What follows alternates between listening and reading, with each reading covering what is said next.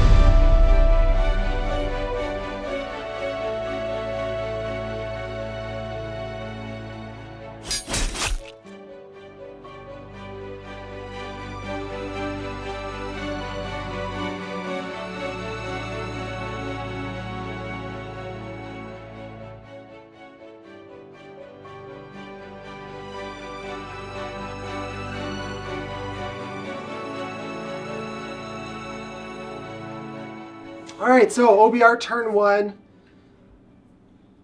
Just obviously moving everything up, killing some rats. Yes. Big goal was just to try and get as many objectives as I could. You did a great job with your screens of like letting me not get on the objectives with my pile-ins. Yep. Now I sent 10 Death Riders here. I'm going to take that flank. I'm zoning out that Gnawhole a fair bit.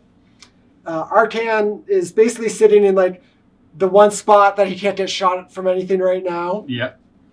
And then on this side, those Storm Fiends, I just don't really have a good tool to deal with them in my army. Mm-hmm. Maybe if I had the 10 riders on this side, I could have gone into them and felt good about that. I thought about it with the 5, didn't end up going for it, and I didn't really have the RDP to like do my extra movements and get these guys further up to try and charge them in. Yep. And then also do like extra attacks and rend. And they had Mystic Shield, so yeah, exactly. And I wanted to get off my spell cast to make them reroll 6s to save and hit, so it would have felt way better there. I'm bound it, yeah.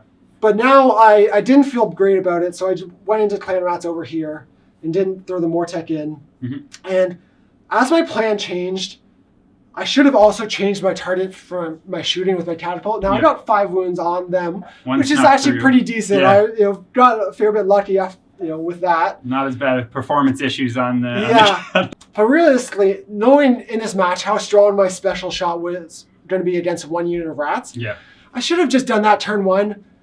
What a wipe to tell. But, should have just for sure solidified the plan, was pivoting, not shot at them all, done the special shot, probably kill 20, I thought it was coming for 15, sure. 20 clan rats, and then I do actually potentially get to charge and pile onto that objective. Yep. So in hindsight, that wasn't the best decision, but... Super notable, though. Quick shout out. The Arch Warlock, it's 2-inch range on his halberd. You can upcharge it. If you roll a 1 to hit, then you actually take more D6 mortal wounds back. So everyone probably knows rerolling 1s, but Shu from there, he always upcharges everything and plays Skaven. So I channeled my inner Shu, rolled my hit roll, rolled a 1. Yeah. So he naturally took D6 mortal wounds, rolled a 6. Yeah. So he was taking 6 mortal wounds to himself. I had Verminous Veiler, so the pass off with 4-up, or I probably wouldn't have done it if not, but just insane. So he took 3 mortal wounds. He took 3 more clan rats dead. So that was fun. Always fun with Skaven. No battle shocks here because of your command ability. Use a CP with my warps here. Yeah. Everything's within 26. So very much played for priority. Now I could lose it here and not be in the worst spot. You're going to be in a tough spot numbers-wise anyways on these objectives now. Yeah. And you don't want to be in combat with me. So, going to be in a tricky spot for you. So, we'll jump into priority. Yes, sir. No rocks. Yeah. That's a 4. 5. Nice, it's yours. All right. Yeah, so I'm obviously going to go. Perfect. So, we will go into Skaven turn 2, and I get to burn an objective, and I will burn this back one here. Actually, I do feel okay about this, so it's putting you in a tough spot, but you have this unit here is definitely going to wreak havoc. Mm-hmm. All right, awesome. Cool. Skaven turn 2, let's go.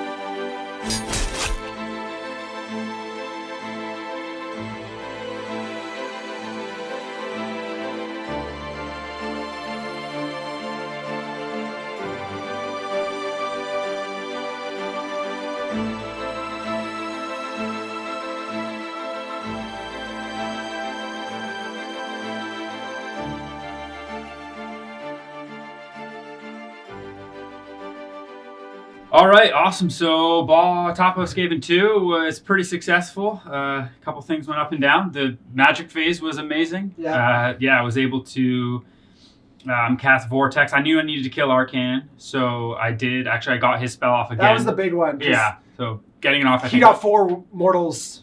Yeah, I did put through D6 mortal wounds. I think it did 5, and then he saved one. So he was alive with 1 wound. I couldn't get the Arcane Bolt, so a few other things, and then I did get the Grace here to Skitter Leap here, and then put the Vortex down, which...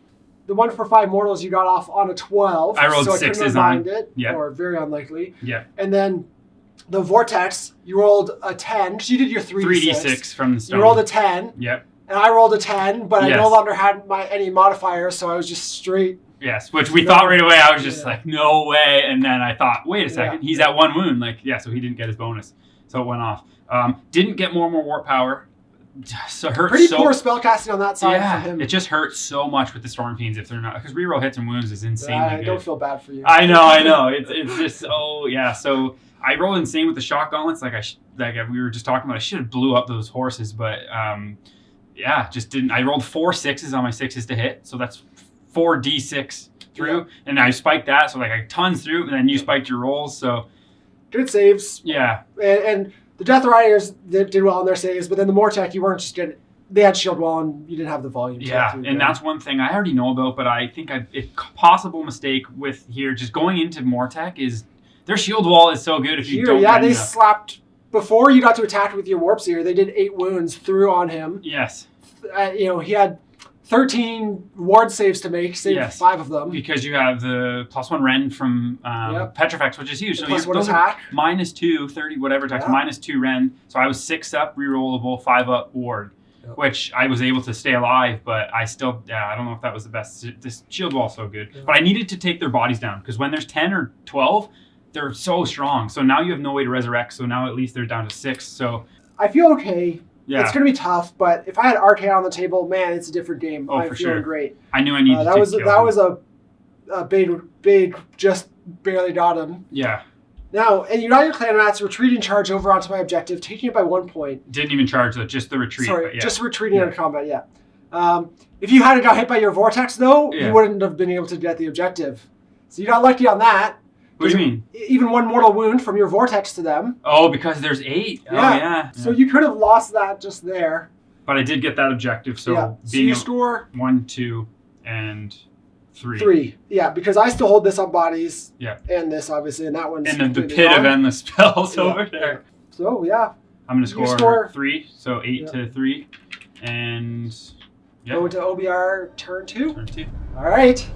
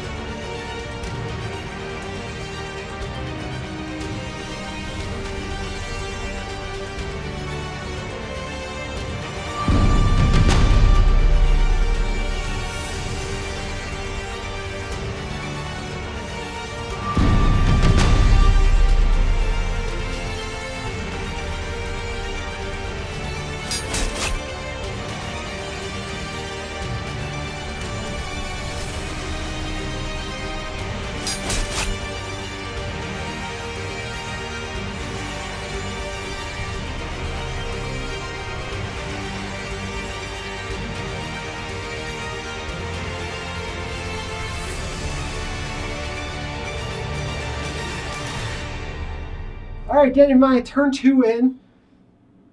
Again, not having Arcane hurt, but did have a good turn. I still have tools on the board, and Mortek and whatnot, they fight till they die, right? That's right. It's tough to chew through them. So they're resilient, that's for sure. You have the clan rats over here that I knew I had to deal with, and I actually strung out my big unit of horses. So I left 3 over there, had 3 there, in case I didn't kill them with my catapult, but the catapult did finish them off. Yes. So that was big. And then I retreated out of combat here. No reason to let them be piling in and fighting and whatnot. Mm-hmm. I hold this objective.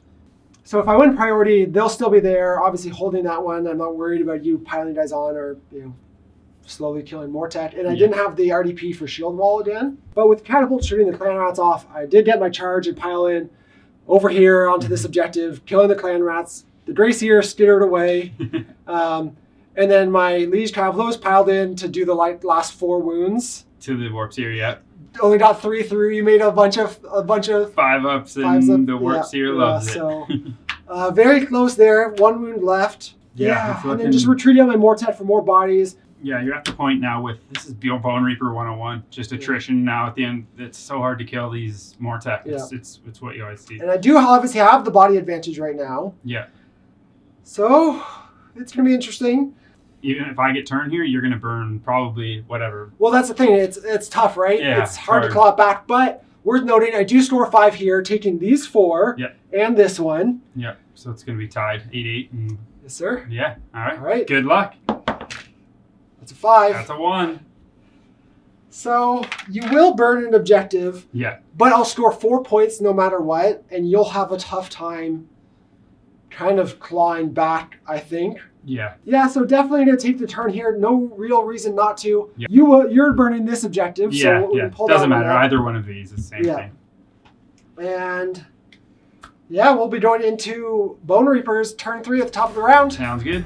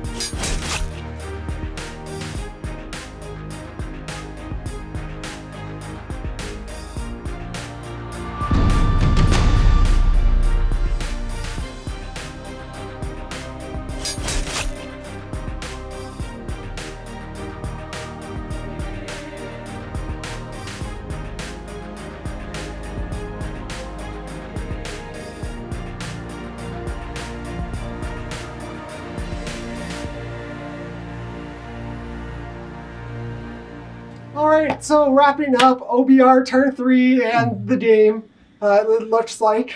Yep. Getting priority here, let me easily chip off your heroes. Your big rat dying to the Warp Lightning Vortex is just so poetic. Died to his own spell. Yeah. It's lovely. The little Mortet surrounded the Dracier and finished him off. Yeah. And then over here, I wanted to obviously clear all this stuff out, mostly just to get you stuck up, right? So now you're tied up in combat, kind of tagged from both ends with these guys. They can't. They can't do much even if they could get the turn. Exactly. Yeah, and it was actually fun playing Petrifex. What I expected out of this faction was to be like just a lot more killy, especially with my Death Riders. I do love them.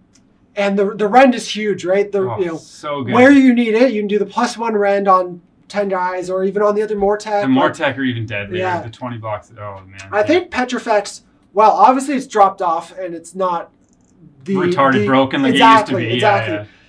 The reroll ones to save is actually incredible. Yeah. People say it doesn't matter because of shield wall. Mm-hmm. Shield wall doesn't apply to shooting. No. That reroll ones to save does. Yeah. So the rattling guns with the Storm Fiends, it's -1 rend. So now you're exactly 5s rerolling 1s is, much it better. helps. I mean, it made an impact here, right? I made a couple 1s with some of my Death Riders and then rolled them into saves. So very impactful. Helps a little bit against shooting. Now, it doesn't have the +1 save that you could get in like Mortis Praetorians, but I also don't have to invest 500 points in Catacross. Exactly. I think Petrifex is still great. I agree. I think this is kind of a good build, really good build still. Yeah. And running is perfect for Tavalo's Lance. Mm-hmm. Now, you could run Staliarch Lords for the run and charge, but as soon as turn 1, you don't need that kind of movement, right? Especially when you're already moving 15 inches if you need to with your Death Riders. Yeah, you get way more points. Like just not having Catacross. Oh yeah. I know Owen from The Honest Wargamer, with Rob on the Monday shows, he loves Petrifex, and I think he's ran it in the last couple tournaments. Yeah. Yeah, I really enjoyed it. And this was actually the first time I've ran Petrifex. Mm-hmm. I started OBR after the nerf, and it's fun to see the faction, The Death Riders have always been a little underwhelming for me, but here they, did awesome. Mm-hmm. I mean, they're killing clan rats, so it's not the most impressive thing. But even just, again, that 10 block, getting to tie stuff up, having the retreat and charge with the Leash Cavlos if I need it is big. Just even making my rat, like you're saying, clan rats, they're 5-up saves, so just +1 rend just means I have no save. Exactly. Because you can still make those 6-ups, as we saw with the warps I here. was popping that, both with the Death Riders and the Mortec. I mean, the Mortec did work on their own, right? Yes. And that's a problem with what I found is that I didn't kill enough of the Mortec, because that even 8 or 9 or 10 of them, gosh, with a +1 attack, they're gonna have 2 rend, going in the warps here into everything else. 8 guys is 24 attacks, 25. So I needed to limit the numbers, and as you can see, just even that 10 there, and then having shield wall, you really need to be able to shoot OBR, and or have high rend, or have high, which the Storm Fiends have in spades. So that's why. But not in combat. No, not in combat. No, but I mean with shooting. With shooting, there's more and more warp power. That's the story of the day for me. Is that you need more and more warp power with the Storm Fiends. Even though I was on this side of the board, if I was able to clear off both of those, you would be getting 1 less point. A couple random things happened with magic. I did have obviously was good with the other spells, but I don't know. Just the Storm Fiends. They're a quarter of your army, 520 points. Yeah. So you were expecting a lot of use out of them, right? A lot of power out of them, and the more war power, like you said, not getting that. And I kind of that turn 1, thinking I was going to kill Archon right away, which I, here and there I probably might have if I got more warp power off. But that kind of moved them to this side of the board too, right? So then I couldn't. My forces were mainly over on this side of the board. So once you cleared off this, and it's obviously comes to burning the objective, and Yeah, you still have your warp lightning cannon, which hasn't moved from its position on the building. Been sitting here. I did. I forgot to shoot it. What turn 2 or turn 3? So it was it would have done. I did roll it. I rolled a 4, so I would have done 3 mortal wounds to probably to. There was more tech. Would have been the same kind of thing. Maybe kill 2 or 3. Yeah, what I wanted to do was remember when it was over here, I actually had the Gracier behind here, so I could have warped it to here and then shot Archon or something, but it was just barely screened out properly. Yep. And then you had the play of doing the warp lightning vortex. Exactly. Yeah. So it's just a lot of tools still with Skaven. That's why I love it. Yeah. Very much like Seraphon. There's just so many different models, so many different ways to play it. Sometimes it takes a bit of time, thinking lots your of plan decision out. Points. Yeah, there's so many things, and I love that. It's fun to do that, but I gotta get a good solid win. I know I've got 1 or 2 on the channel, but with Skaven. Skaven have won 1. Yeah, so they're Sylvaneth. That's not a big flex there, but well. Yeah, so I still have a lot of power here to be able to do, the cannon and all my Storm Fiends, but just objective-wise, there's no way that I can. That's like you said, that's all your shooting power is still on the board. Yeah, just not the buffs. The engineer being within 3 is huge to make me roll 12 dice, and then as well for more warp power and +1 damage. Very true, very true. So. And obviously, then it's just coming down to the objective game now. Yeah. I'm scoring 4 points this turn. And from here on out, I think you're going to battle for 1. If that, right? That's going to be tough. Yeah. I wouldn't even get that. Because you're tied up across both of these, so you can't even consolidate onto 1. Yeah. and I have more bodies on both of them. So yeah, it's rats aren't feeling too good right now. No, not loving it. This game actually is. You weren't feeling. I know it's turn 2. You weren't feeling great, or the beginning when I won that. It definitely kind of turned on its head real quick. Yeah. You know, this bottom of this round. Now, we were joking that it's like we were playing on a knife's edge, being the mission's blade's edge. Yeah. It really felt like that, where I didn't feel great. Yeah. Especially when Arcan died. Yes. But then kind of seeing at the end of the turn the pieces I still had on the board. You didn't kill me with those guys where we were both kind of expecting you to clear up that half. It all comes down to more and more warp power, literally, and that's why I stopped playing them competitively. 2019. It was hard to rely on it. I went to a tournament and I failed every game I was casting once or twice, failing more and more warp power, and it's you have to have that. It's game breaking because you do rely on it with a points investment like these. That type of hammer for sure. So yeah, you gotta have the reroll, and I failed it, re-rolled it, failed it. So I know everyone always says, yeah, but you got to re-roll with the Arctic Warlock. It's like, yeah, I know, but I failed the re-roll too. It's very, very possible. Yeah. Skaven aren't known for their reliability. No, not at all.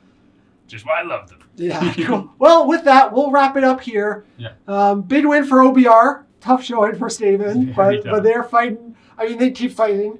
Once I paint those boys up nice and pretty, that's why they didn't perform. Yeah.